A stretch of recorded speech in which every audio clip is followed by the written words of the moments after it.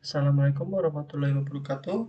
Perkenalkan, nama saya Yusuf Ibrahim, NPM 2765003 dari kelas C. Di sini saya akan menjelaskan tentang penerapan supply chain management di bidang agroindustri. Oke, pertama-tama kita mulai dari definisinya dulu. SCM atau Supply Chain Management merupakan serangkaian kegiatan yang meliputi kegiatan koordinasi, penjadwalan, dan pengendalian terhadap pengadaan, produksi, persediaan, dan pengiriman produk ataupun layanan jasa kepada pelanggan yang mencakup administrasi harian, operasi, logistik, dan pengolahan informasi mulai dari konsumen hingga supplier.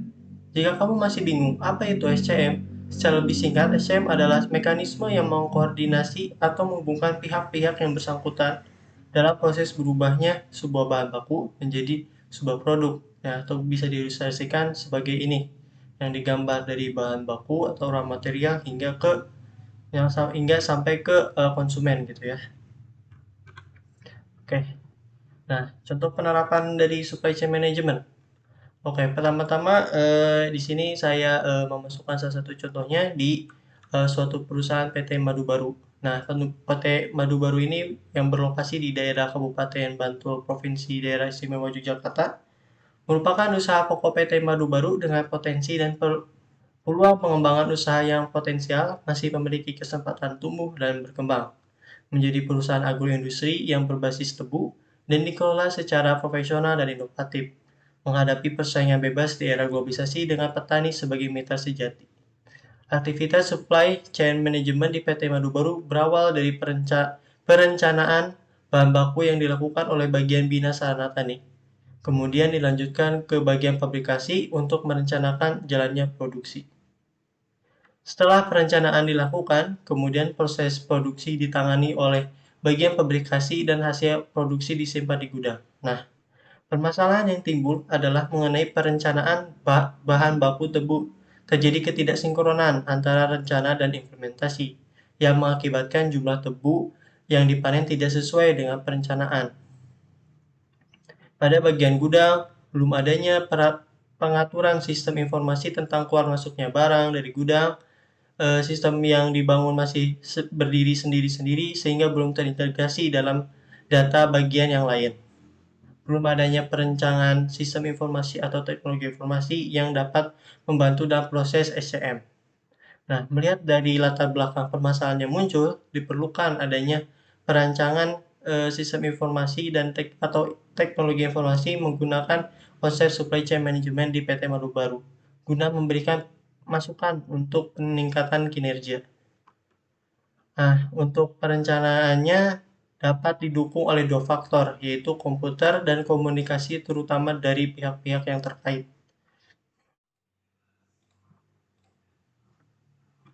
Oke, selanjutnya yaitu proses penerapan supply chain management. Nah, pertama ada tahap visioning. Nah, sebelum dilakukan perencanaan strategi sistem informasi pada PT Madu Baru, dilakukan inisiasi perencanaan untuk mengetahui kondisi saat ini yang ada di PT Madu Baru dengan cara mengumpulkan data. Proses pengumpulan data dilakukan dengan menggunakan 3 metode, yaitu wawancara, observasi, dan data pusaka. Yang kedua, tahap analisis. Nah, pada tahap analisis yang harus dilakukan adalah bagaimana memahami situasi saat ini, serta menganalisis situasi saat ini. Nah, maksud dari situasi saat ini adalah situasi di PT Madu Baru ya. Berikut adalah hasil dari analisis SWOT di PT Madu Baru. Ada kekuatan yang pertama. Kekuatan di sini pertama menjalin kemitraan dengan para petani tebu sebagai pemasok bahan baku. Yang kedua, perusahaan dapat menentukan kualitas bahan baku karena perusahaan mengawasi penanaman bahan baku sendiri. Yang ketiga, adanya pengembangan produk yang dapat menambah pemasukan perusahaan.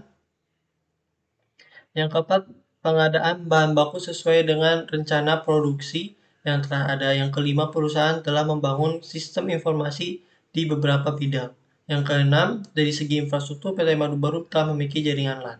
Nah, poin selanjutnya yaitu kelemahan atau weakness. Yang pertama, minimnya lahan yang dimiliki sendiri oleh perusahaan. Yang kedua, belum adanya bagian khusus yang menangani teknologi dan sistem informasi. Yang ketiga, tidak adanya distributor yang mempengaruhi peluasan wilayah penyebaran produk. Yang keempat, belum adanya sistem yang membantu mengetahui keadaan produk di dalam gudang. Yang kelima, terintegrasinya sistem yang satu dengan yang lain karena sistem yang ada dibangun sendiri-sendiri di tiap bagian.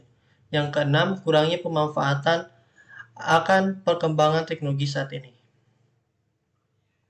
Yang C, peluang atau opportunity.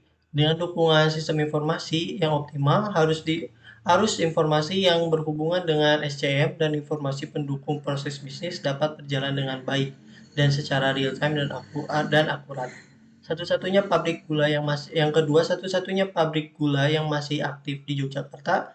Yang ketiga, ketersediaan lahan pertanian di sekitar PT Madu Baru. Yang keempat, kebutuhan gula semakin meningkat.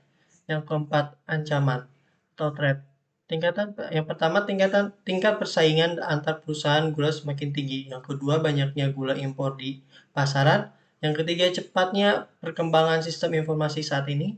Yang keempat, kerusakan sarana dan prasarana. Yang kelima, tuntutan pelayanan prima dari pelanggan. Yang keenam, adanya isu pencemaran lingkungan yang berkembang di masyarakat.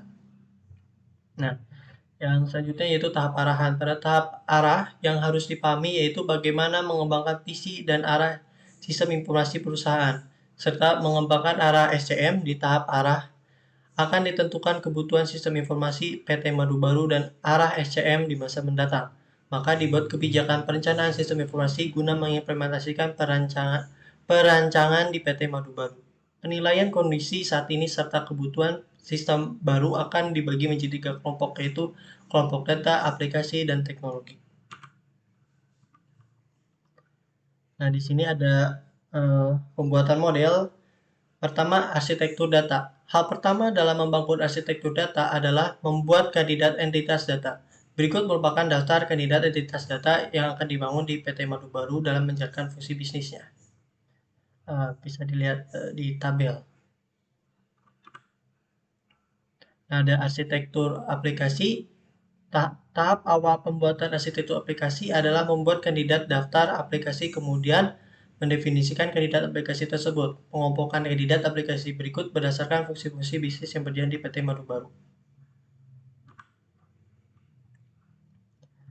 Nah, selanjutnya yaitu kerangka model SCM.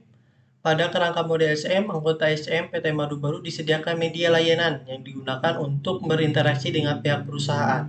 Media layanan yang disediakan terdiri dari website, mobile, email, call center, dan face-to-face. Dengan adanya media tersebut, anggota SCM PT Madu Baru akan mendapatkan informasi dan layanan, baik secara langsung maupun layanan mandiri dengan mengakses media layanan tersebut.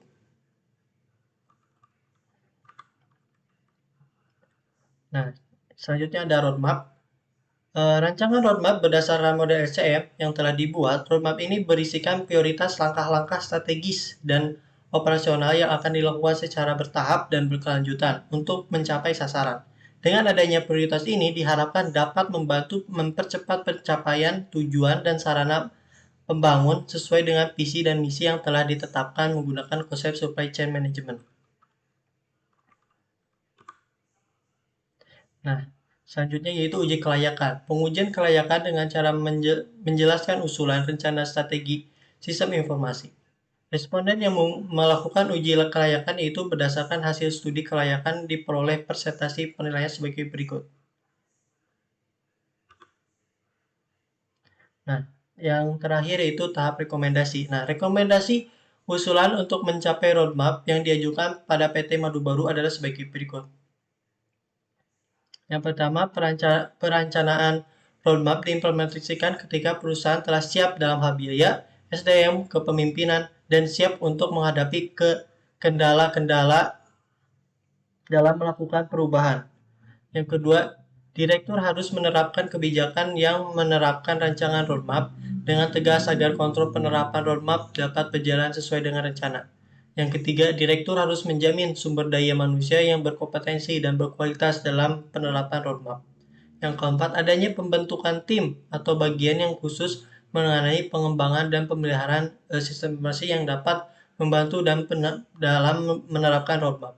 Yang kelima, kepala bagian harusnya dapat menggantikan peran direktur dalam mengawasi jalannya penerapan rencana roadmap sesuai sesuai dengan bidang yang dipimpinnya. Langkah ini dilakukan agar dalam penerapan roadmap dapat diawasi secara langsung. Yang keenam, penerapan roadmap disesuaikan dengan tren teknologi yang berkembang pada saat ini agar efisien dan efektif dalam pemakaiannya.